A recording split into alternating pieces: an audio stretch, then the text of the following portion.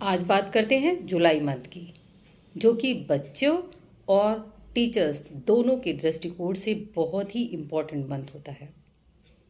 सबसे बड़ी बात तो क्या होती है कि एक लंबे लर्निंग गैप के बाद बच्चे वापस विद्यालय लौटेंगे। कुछ बच्चों का जो पहले रिद्म बन गया था आने का, वो ब्रेक हो गया होगा। कुछ का खेलों की तरफ रुझान बढ़ गया होगा, तो वो थोड़ा सा खेलों की तरफ ध्यान देंगे। स्कूल आने में थोड़ी सी आनाकानी कर सकते हैं।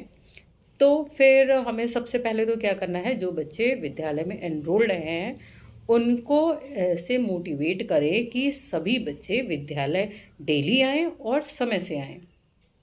दूसरी बात कि इस अवधि में अगर कोई परिवार बाहर का पलायन करके आ गया है, जिसके यहाँ 6 से लेके 13 साल तक, 6 से लेके 14 साल तक का बच्चा है, तो उनको एनरोल्ड करना, जिससे कि हमारा नामांकन 100% हो जाए और दूसरा बच्चों की उपस्थिति रेगुलर हो जाए।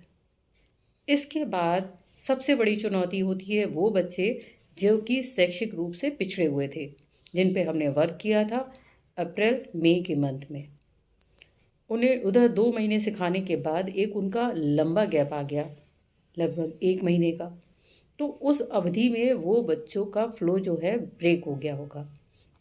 तो सबसे पहले उन बच्चों पे ज़्यादा फोकस किया जाएगा हमारे विद्यालय में, जिससे कि उनको जो उनका लर्निंग गैप आया है उसे हम फिलफिल कर दें, और साथ ही उनको एक्टिविटीज़ के माध्यम से ज़्यादा सिखाएं, जिससे कि वो स्टार्टिंग से ही रुचि लेना स्टार्ट कर दें और वो विद्यालय आने में भी आनाकानी ना करें।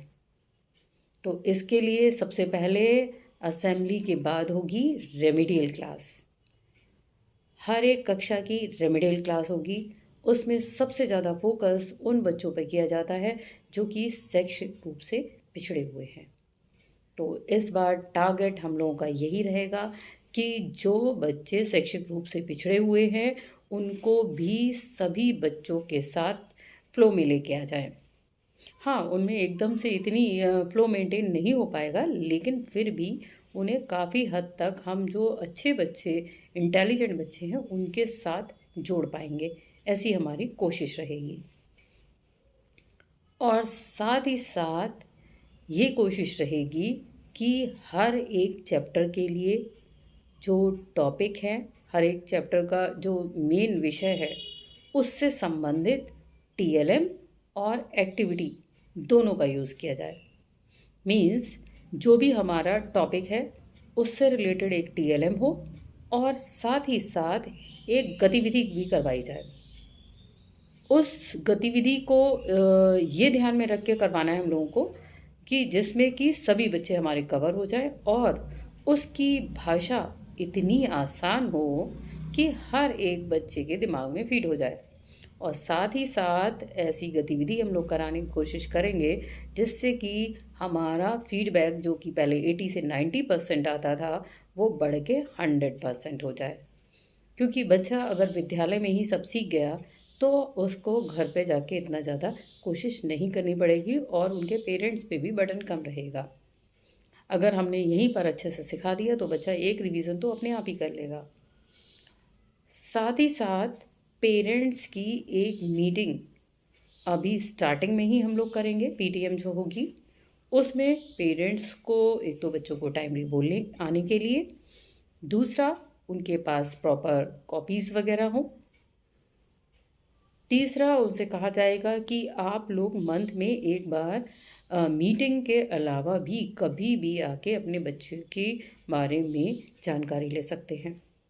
अगर आपका बच्चा घर पे अच्छे से नहीं कर रहा है तो भी आप स्कूल को इन्फॉर्म कर सकते हैं, जिससे कि हम बच्चों को यहाँ से मोटिवेट कर दें घर पे पढ़ने के लिए।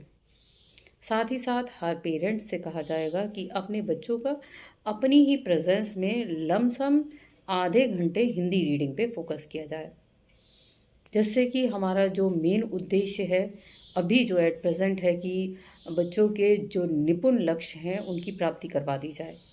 काफ़ी हद तक बच्चों ने निपुण लक्ष्य की प्राप्ति कर ली है, लेकिन फिर भी एक लर्निंग गैप आ जाने की वजह से उस पर हमें फिर से फोकस करना होगा। और जो बच्चे उस धारा से छूट गए हैं उनको भी उसी धारा में लेके आने की पूरी कोशिश की जाएगी। इसके लिए गतिविधियाँ, टीएलएम और खेल खेल में शिक्षा दी जाएगी बच्चों के लिए। बच्चों के पाठ ऐसे एक्सप्लेन किए जाएंगे जिससे कि उनको उसमें ज़्यादा इंटरेस्ट आए। फोकस यही रहेगा कि इस सत्र के अंत तक लगभग हर एक बच्चे को निपुण लक्ष्यों की प्राप्ति करवा दी जाए। Thank you.